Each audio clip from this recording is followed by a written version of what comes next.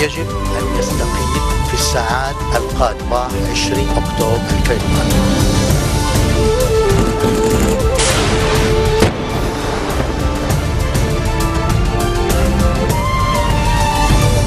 Bonjour à tous et merci de nous rejoindre sur Futur TV pour ce premier journal de l'année 2015.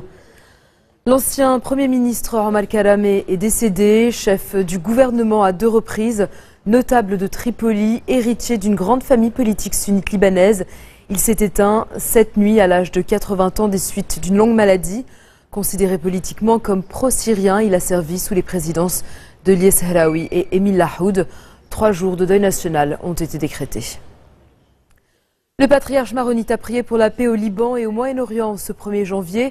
Dans son homélie, lors de la messe célébrée ce matin à Bkelké, en présence d'un parterre de fidèles, Marshal al-Rahi a appelé les partis politiques au dialogue pour consolider la stabilité et abaisser les tensions.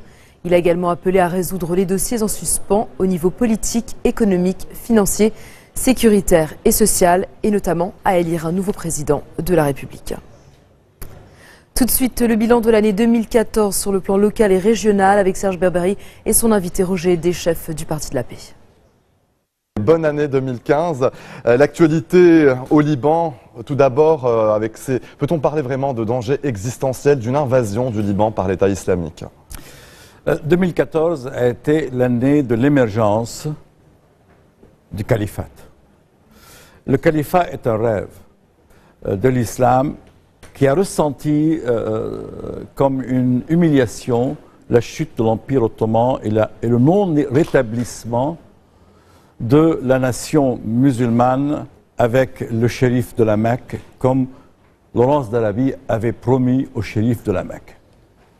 Le royaume arabe uni aurait dû être la nation islamique, mais avec une direction de la Mecque. Je suis persuadé aujourd'hui que la décision a été prise d'envahir le Liban par l'État islamique. Et je crains que, sans beaucoup de résistance, l'État islamique se retrouve sur nos frontières, au moins à Tripoli, donc le Akkar jusqu'à Tripoli, mais le Akkar, avant le Akkar, il y a Ras Baalbek, il y a parce que c'est l'entrée facile, telle qu'Allah, Ras Baalbek, les régions chrétiennes sont menacées, sans doute existentiellement. Les régions chrétiennes du Akkar sont sérieusement menacées. Les minorités alaouites sont sérieusement menacées, mais aussi l'islam sunnite qui est considéré comme confrontationnel avec le projet du califat, qui est considéré comme, entre guillemets, modéré. Je dis entre guillemets parce que, aux yeux de l'État islamique, c'est l'islam traître, c'est l'islam des États-nations. Du Akkar à Tripoli, je ne vois pas comment nous allons pouvoir résister des régions où il se trouve déjà à Konaitra. S'ils décident d'aller vers Iqlim al-Kharroub, Saïda, pour ce qui est de la frontière israélienne, cela dépendra du feu vert israélien. Ils contrôlent déjà la frontière israélienne à Konaitra, au Golan. Mais pour aller plus loin et venir de Sheba à Nakoura, il faut que les Israéliens indiquent qu'ils ne vont pas bouger. Jusqu'à présent, d'après mes informations, cette indication n'est pas encore là. En revanche, rien ne peut les empêcher aujourd'hui de faire ces 2 avancées. L'armée libanaise et le Hezbollah seront occupés, comme ils le sont aujourd'hui, au front de Arsal Baalbek. C'est la fameuse ligne Maginot. Mais la ligne Maginot, comme on s'en souvient, elle est très facile à détourner. Pendant qu'on défendait la ligne Maginot à la Première Guerre mondiale sur la frontière allemande, l'armée allemande entrait dans Paris. Donc c'est ce que je crains Mais cette crainte est imminente. Je ne parle pas dans plusieurs années. Je ne sais pas quand cet acte d'invasion peut avoir lieu, car rien ne peut l'empêcher, ni une présence internationale dans le cadre de l'application de la résolution 1701, ni l'armée libanaise, ni une organisation d'une garde nationale libanaise au niveau des CADA. C'est ce que je recommanderais d'ailleurs. Moi, je recommanderais qu'aujourd'hui, si on veut être sérieux, ce que nous ne sommes pas, puisque nous n'avons pas été sérieux même dans la gestion de la négociation, dans l'affaire de nos prisonniers. Militaire, on veut. Nos prisonniers qui ont été pris sous nos yeux et en notre présence militaire et en la présence du Hezbollah militaire de Arsal. Donc, si nous n'avons pas été sérieux ni efficaces pour une telle négociation, et d'autres ont prouvé leur sérieux dans cette négociation, c'est que nous ne sommes pas non plus sérieux pour défendre le dernier carré. À mon avis, la plus grande responsabilité de l'armée et des forces intérieures du Liban, c'est de défendre le dernier carré, car c'est en défendant le dernier carré qu'on peut protéger la capitale et le mont Liban historique, et essayer ensuite de voir quelles relations de force on peut établir et comment on peut récupérer et résister. À votre avis, est-ce que le prochain dialogue, en tout cas ou la continuité de ce dialogue entamé entre le courant du futur, le Hezbollah d'une part, et éventuellement un dialogue entre les forces libanaises et le courant patriotique libre de Michel Aoun, pourrait en tout cas contenir un peu la scène sur le point de vue sécurité au Liban? Non, pas du tout. Nous pouvons nous retrouver dans une situation, si c'est mal géré, où ces dialogues peuvent être interprétés par l'État islamique qui, lui, se prépare à l'invasion et qui est déjà prêt à l'invasion, afin de faire des attaques sérieuses qui vont terroriser toute la population, mais commençant par qui? Commençant par le maillon faible. Le maillon faible dans cette affaire, c'est les chrétiens et les autres minorités, mais c'est aussi le courant du futur, parce qu'eux, ils ne portent pas les armes. Le Hezbollah est le maillon le plus dur et le plus difficile qu'on laisse jusqu'à la fin. Il ne faut pas que ce dialogue entre le courant du futur et le Hezbollah aille, à mon avis, au-delà du contact de coordination, puisque l'objectif est de calmer le jeu, de ne pas jeter de l'huile sur le feu.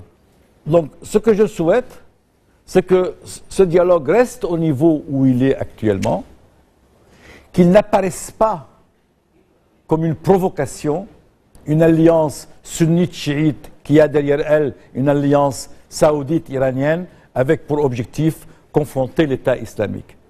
Parce que nous ne pouvons pas nous permettre ce luxe. Nous ne sommes pas préparés à cela. En revanche, soutenir l'armée, coopérer pour que on commence tout de suite à organiser au niveau des Casa une garde nationale. Donc dans chaque Casa, le ministère de l'Intérieur, avec l'assistance des professionnels de l'armée et de la communauté internationale arabe qui a déjà aidé dans le passé et qui pourrait aider dans l'avenir, essayer d'armer la population afin qu'on ne tombe pas dans le piège des nouvelles milices.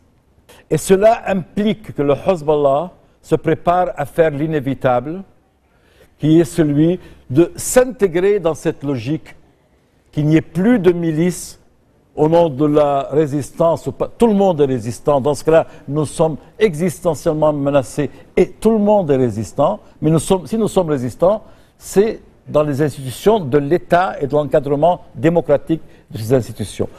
La Russie, la chute du rouble ces dernières semaines, l'Iran a aussi des problèmes économiques. À votre avis, est-ce que justement ces pressions économiques pourraient pousser Téhéran et Moscou à lâcher du lest, notamment dans ce qui concerne le départ de Bachar el-Assad et pour l'Iran, donc mettre un terme au programme nucléaire iranien? Moi, l'équation que je vois est très simple dans le cas de Poutine, c'est-à-dire lui proposer que l'OTAN ne fera pas d'efforts pour inclure l'Ukraine, mais que l'Ukraine sera inclue dans la communauté européenne pleinement, en revanche, donc pas d'OTAN, mais communauté européenne. Elle sera de facto un État qui n'est pas une menace pour la Russie. Et pour ce qui est des communautés russes, une forme de fédération ou de confédération ukrainienne peut sauver la situation et être acceptable pour Moscou comme pour Angela Merkel et la communauté européenne et les États-Unis. Et le président Hollande a beaucoup avancé dans ce domaine. Maintenant, pour ce qui est de l'Iran, je suis tout à fait pessimiste aujourd'hui parce que c'est trop tard. Il fallait que cet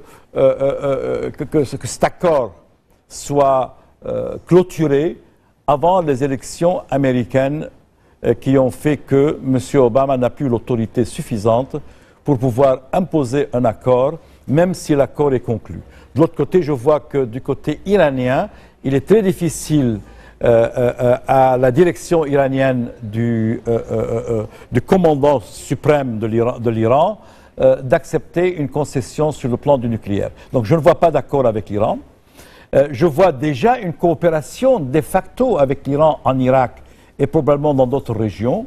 Je ne sais pas où elle va aller, mais je me pose la question si ce n'est pas seulement l'Iran qui est menacé par l'implosion sous la pression d'une invasion, mais je crois que l'Iran elle-même pourrait être sous pression, capable d'imploser en 2015. Roger Hédé, c'est toujours un plaisir de vous recevoir sur notre plateau pour évoquer bien sûr les derniers développements au Liban, dans la région et commenter l'actualité internationale. Encore une fois, très bonne année à vous. Je rappelle à nos téléspectateurs, vous êtes le chef du parti de la paix. Et voilà pour donc cet entretien qui clôt donc notre année 2014. Merci encore une fois. Le parti de la paix souffre beaucoup dans cette période où la paix est le contraire de ce que nous risquons d'avoir dans les années, non seulement les jours et mois qui viennent. Dans un instant, direction la Corée du Nord pour les vœux 2015 de Kim Jong-un. A tout de suite.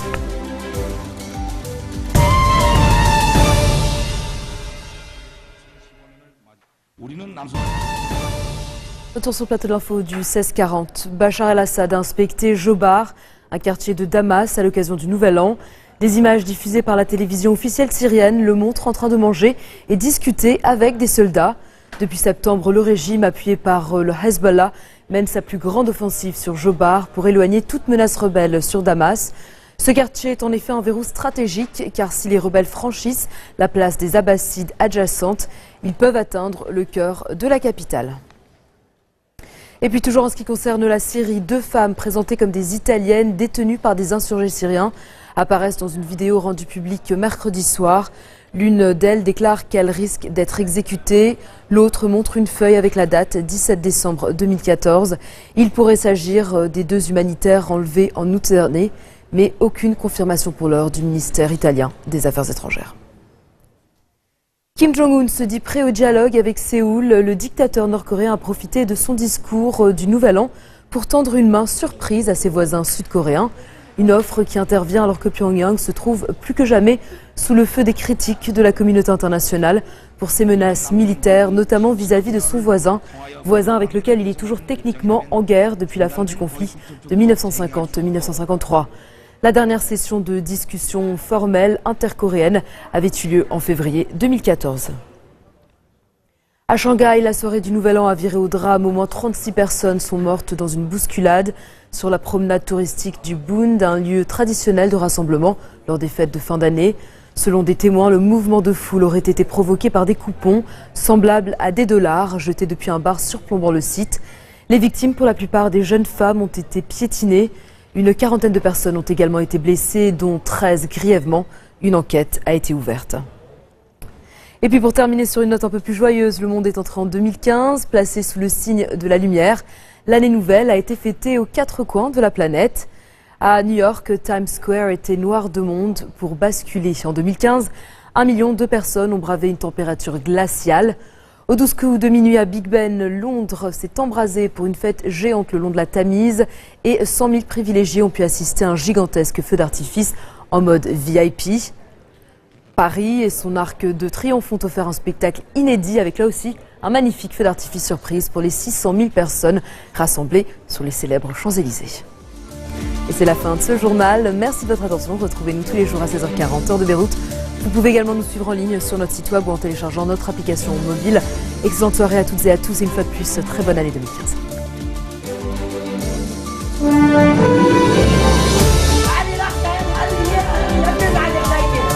يجب أن يستقيل في الساعات القادمة 20 أكتوبر القادم.